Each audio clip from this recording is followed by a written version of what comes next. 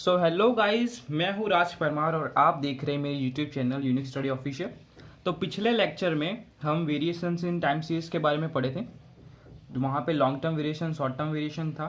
तो अभी फिलहाल आपके इस सिलेबस में ट्रेंड आपको पढ़ना है और उसके सम सॉल्व करने हैं, और एक सीजनल वेरिएशन आपको पढ़ना है और उसके सम सॉल्व करने हैं।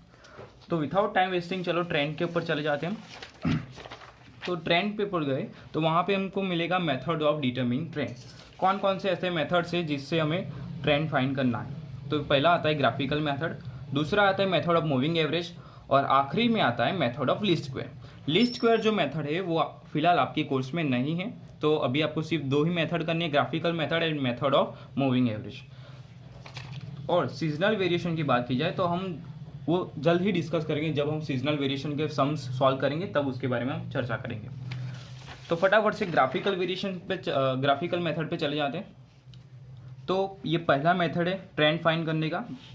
तो एग्जाम में आपको ऐसा टेबल दिया गया होगा, ये सबसे इजीएस्ट मेथड है, बहुत सालों से आप इसको रिवाइज करते आ रहे हो, तो इसीलिए मैं इस डिप में नहीं समझाऊंगा। तो यहाँ पे लिखा है find trend by graphical method for the following time series. Graphical method से आपको ट्रेंड फाइंड करना है। यहाँ पे टेबल दिया गया है, तो आपको एक्स एक्सिस पे यहाँ पे मैंने ईयर्स लिख दिए हैं, वाई एक्सिस पे मैंने प्रोडक्शन लिख दिया है इन ईयर्स में।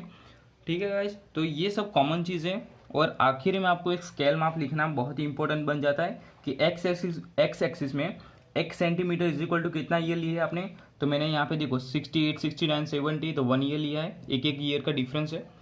वाई एक्सिस में 1 सेंटीमीटर यानी कि कितने टन्स लिए मैंने, 5 टन्स लिए। यहाँ पे आप देख सकते हो 5, 10, 15, 20, तो 5 टन्स का यहाँ पे डिफरेंस है, तो 5 टन्स मैंने यहाँ पे लिए। अब अगर यहाँ पे कुछ और पूछा गया तो एक्स एक्सिस पे क्या आ सकता है और वाई एक्सिस पे क्या आ सकता है। तो एक्स एक्सिस की बात की जाए तो वहाँ पे जो इंडिपेंडेंट वेरिएबल्स है वो एक्स एक्सिस पे आते हैं, और डिपेंडेंट वेरिएबल्स है जो वाई एक्सिस पे आते हैं। अब ईयर्स तो किसी पे डिपेंड होते नहीं है, तो वो एक्स एक्सिस पे आएंगे, और जो प्रोडक्शन है वो किसके ऊपर डिपेंड था, ईयर के ऊपर के, तो इसीलिए वो क्या आएगा, वाई एक्सिस पे आएगा। अब इसको ड्रॉ कैसे करना है, बहुत ईजी है। यहाँ पे 1968 लिखा है, तो 1968 और प्रोडक्शन कितना दिया है, 12 दिया है, तो यहाँ पे एक डॉट आएगा, ये 68 और इसका 12, यहाँ पे एक डॉट आएगा। 69 दिया हुआ, 15 दिया है, तो ये 69 और ये 15, यहाँ पे एक डॉट आएगा। तो यहाँ पे मैंने डॉट्स कर दिए हैं। अब आपको क्या करना है, सिंपली इसमें क्या करना है, जो डॉट को ज्वाइंट करके आपको एक लाइन ड्रॉ करनी है।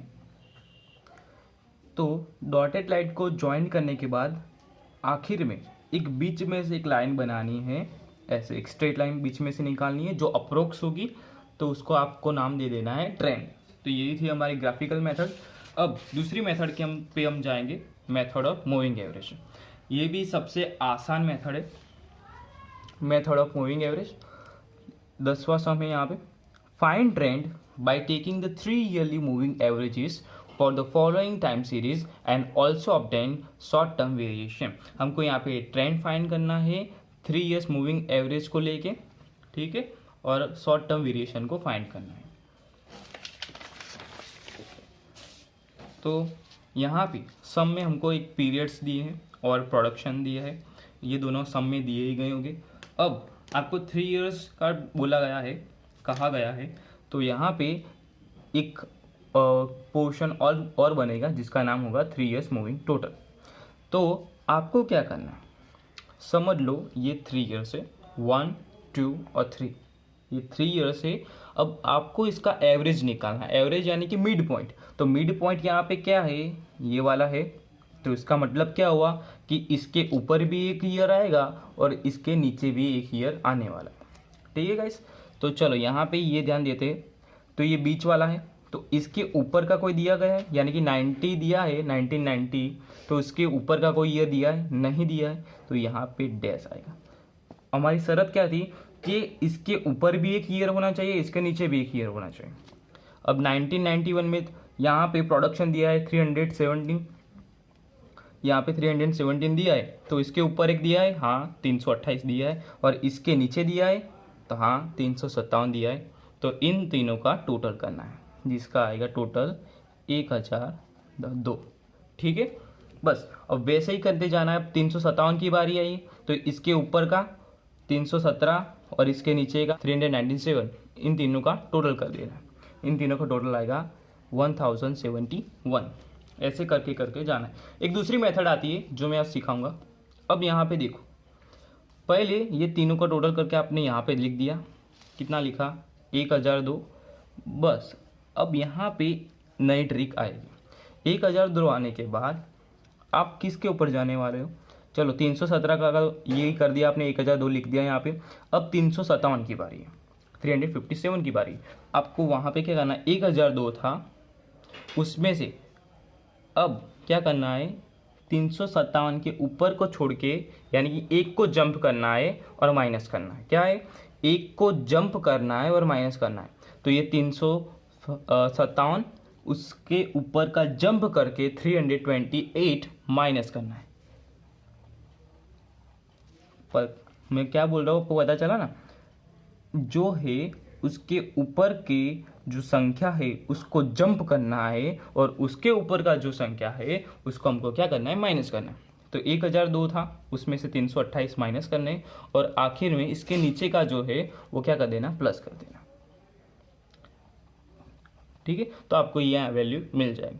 और वैसे ही 397 की बात की जाए तो इसके ऊपर का जंप करके ये माइनस करना है, यानी कि आंसर कितना आया था हमारा 1071। जो आंसर आया उसको रखना है, कैलकुलेटर से निकालना नहीं है उसको। 1071 आया था, उसमें से अब इसको जंप करके इसको क्या करना है, माइनस करना है, यानी कि 371 को माइनस करना है, और आखिर में उसके नीचे की जो वैल्यू है उसको क्या कर देना, प्लस करना है, यानी कि 392 को प्लस करना है।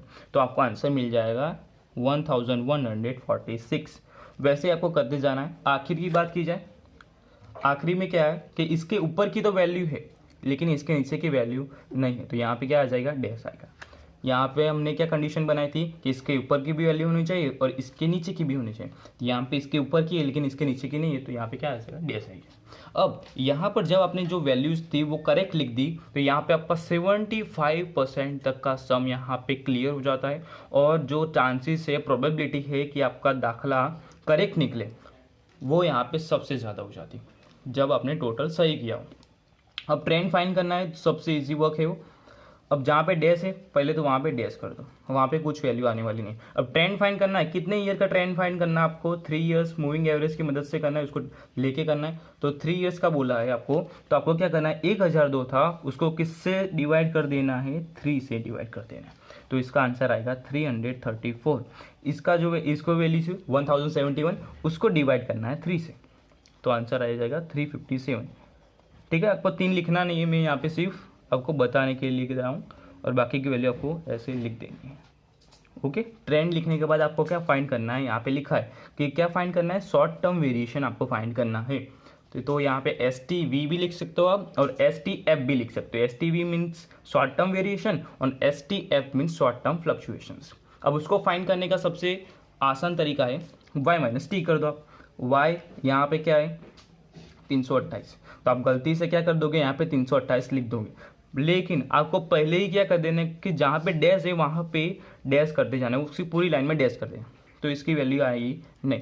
अब 317 में से 334 माइनस करने, तो आंसर आएगा -17। 357 में से 357 माइनस करने, तो आंसर आएगा 0। तो बस यहाँ पे आपका ये सम खत्म होता है। मेथड ऑफ मूविंग एवरेज ऐसे ही आती है। आपको होमवर्क में क्या करना है, ये सम करना है 43 का C, जो 5 इयर्स वाला होगा। और 5 इयर्स से तो उसको कैसे, आपको पीरियड्स दिए होंगे, प्रोडक्शन दिया होगा, और आपको क्या करना है, ऐसे आपको 5 उंगलियां लिखनी। अब इसकी मिड वैल्यू क्या निकल रही है, 5 उंगलियां, तो इसकी मिड वैल्यू ये निकल रही है। इसके ऊपर के 2 होंगे और नीचे 2 होंगे, यानी कि ये मिड वैल्यू है, मिड ईयर है, उसके ऊपर 2 ईयर हो गए और नीचे 2 ईयर हो गए। अब समझ लो ये 5 इयर्स वाला ही सम है, तो आपको कैसे सॉल्व करना है, ये समझ लो ये है, तो इसके ऊपर 2 ईयर्स है नहीं, हमने क्या बोला कि एक इसके ऊपर 2 ईयर्स होने चाहिए और इसके नीचे 2 ईयर्स होने चाहिए, तभी 5 इयर्स की मिड वैल्यू निकलेगी, यानी कि एवरेज निकलेगा। तो ऐसा तो हो नहीं रहा, तो यहाँ पे डेज आएगा। 317 की बात की जाए तो वहाँ पे सिर्फ ऊपर की एक ही वैल्यू दी है, लेकिन हमको चाहिए क्या, 2 वैल्यू चाहिए, ये और ये। यहाँ पे 2 ईयर्स की वैल्यू दी नहीं है, तो यहाँ पे भी क्या आएगा, डेज आएगा। 357 की बात की जाए तो वहाँ पे 2 ईयर्स मिल रहे हैं आपको, 317 और 328, और नीचे भी 2 ईयर्स आपको मिल रहे हैं जो है 397 और 392। ओके, तो वो अब यहाँ पे एक वैल्यू आएगी, यानी कि टोटल करके आपको यहाँ पे लिख देना है। अब वो मेथड की बात की जाए तो वहाँ पे आपको कैसे करना है कि जो ये 1 2 3 4 5 इसका टोटल करके आपने यहाँ पे लिख दिया।